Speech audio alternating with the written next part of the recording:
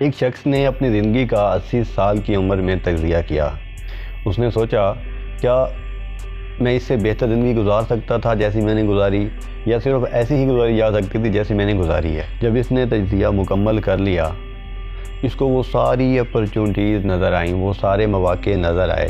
جس کو اس نے یہ کہہ کر چھوڑ دیا کہ لوگ کیا کہیں گے،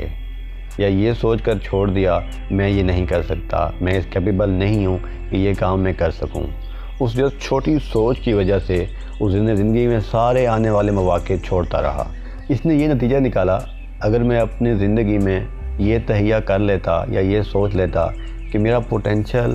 میرے پاس جو طاقت ہے وہ بے شمار ہے، وہ لامتناہی ہے اور میں کچھ بھی حاصل کر سکتا ہوں، تو شاید وہ سارے آبسٹیکل، وہ ساری مشکلات میرے لیے بہت چھوٹی ہو چکی ہوتی اور آج وہ سارے خواب مکمل ہوتے جو میں نے کبھی دیکھے تھے اور جو آج ادھورے رہ گئے ہیں۔ آج جو رکاوٹیں ہمیں درپیش ہیں، کل کو یہی رکاوٹیں ہمیں بہت چھوٹی محسوس ہوں گی، لیکن اس وقت ٹائم گزر چکا ہوگا اور ہمارے پاس پچھتاوے کے علاوہ کچھ نہیں ہوگا، اور ہم یہی سوچتے رہیں گے کاش اس ٹائم میں یہ سٹیپ اٹھا لیتا تو آج میرے سارے خواب پورے ہوتے، آج میری زندگی بدل چکی ہوتی، یا آج میں نے کئی لوگوں کی زندگی بدل چکی ہوتی میری وجہ سے۔ بجائے 80 سال کا انتظار کرنے اور تجزیہ کرنے کے، اپنی زندگی کا تجزیہ ہم آج بھی کر سکتے ہیں، اور اپنی ذات کا آپریشن کر کے وہ چیزیں جو ہمیں اندر سے روکے ہوئے ہیں، وہ چیزیں جو ہمیں آگے بڑھنے سے روکتی ہیں اور ہم سمجھتے ہیں کہ ہمارا پوٹینشل بہت کم ہے،